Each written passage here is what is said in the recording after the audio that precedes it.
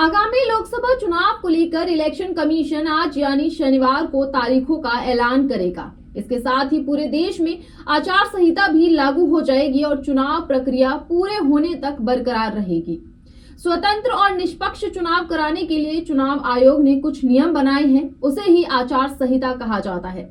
इसके लागू होते ही कई बदलाव हो जाते हैं। सरकार के कामकाज में कई अहम बदलाव हो जाते हैं। चुनाव पैनल के दिशा निर्देशों में कहा गया है कि चुनाव का ऐलान होने के बाद मंत्रियों और अन्य अधिकारियों को किसी भी वित्तीय अनुदान की घोषणा करने या उसके वादे करने से रोक लग जाती है।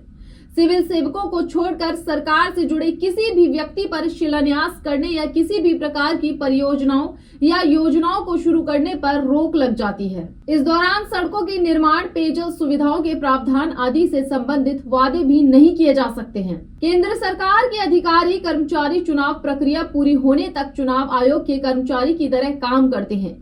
आचार संहिता में सरकार किसी भी सरकारी अधिकारी या कर्मचारी का ट्रांसफर या पोस्टिंग नहीं कर सकती। यदि किसी अधिकारी ट्रांसफर या पोस्टिंग जरूरी भी हो तो आयोग की अनुमति लेनी होगी। आचार संहिता के दौरान सरकारी पैसों का इस्तेमाल विज्ञापन या जनसंपर्क के लिए नहीं किया जा सकता। अगर पहले से ही ऐसे विज्ञापन चल रहे हैं तो उन्हें हटा लिया जाएगा। इसमें किसी भी तरह की नई योजना, निर्माण कार्य, उद्घाटन या शिलान्यास नहीं हो सकता। अगर पहले से ही कोई काम शुरू हो गया है तो वो जारी रह सकता है।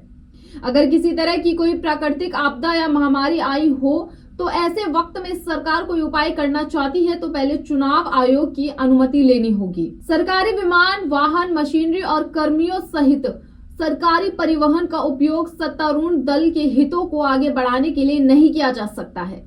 चुनावी बैठकें आयोजित करने के लिए मैदान और फ्लाइट्स के लिए हेलीपैड जैसे सार्वजनिक स्थान समान नियमों और शर्तों पर सभी दलों और उम्मीदवारों के लिए सुलभ होने चाहिए। अब हम आपको बताते हैं कि प्रचार प्रसार से जुड़े नियम और प्रतिबंध क्या क्या होंगे। मंदिर, मस्जिद, चर्च, गुरुद्वारा या किसी भी धार्मिक स्थल का इस्तेमाल चुनाव प्रसार के लिए नहीं हो सकता।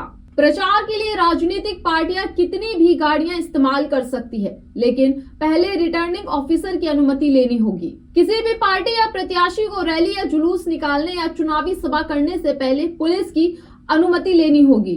रात 10 बजे से सुबह 6 बजे तक डीजे का इस्तेमाल नहीं हो सकता। अगर कोई रैली भी होनी है तो सुबह 6 बजे से पहले और रात 10 बजे के बाद नहीं होगी। इलेक्शन कमीशन के मुताबिक विश्राम गृहों, डाक बंगलों और अन्य सरकारी आवासों पर सत्तारूढ़ दल या उसके उम्मीदवारों का एकाधिकार नहीं होना चाहिए। लेकिन किसी भी पार्टी द्वारा चुनाव प्रसार के लिए प्रचार कार्यक्रम के रूप में या सार्वजनिक बैठकें आयोजित करने के लिए उनका उपयोग करना प्रतिबंधित है। आचार संहिता के दौरान मंत्री, मुख्यमंत्री, विधायक पर कई तरह की पाबंदी लग जाती है। अगर सरकार कुछ भी करना चाहती है तो उसे पहले आयोग को बताना होगा और उसकी मंजूरी लेनी होगी, तभी वो लोग काम कर सकते हैं। केंद्र या राज्य का कोई भी मंत्री चुनाव प्रक्रिया में शामिल किसी भी अधिकारी को नहीं बुला सकता। आचार संहिता का उल्लंघन करने वालों के लिए क्या क्या नियम है वो जान लेते हैं। अगर कोई भी प्रत्याशी आचार संहिता का उल्लंघन करता है तो उसके प्रचार करने पर रोक लगाई जा सकती है। आचार संहिता का उल्लंघन करने पर 1860 का भारतीय दंड संहिता, 1973 का आपराधिक प्रक्रिया संहिता और 1951 का लोक प्रतिनिधित्व अधिनियम प्रयोग में लाया जा सकता है।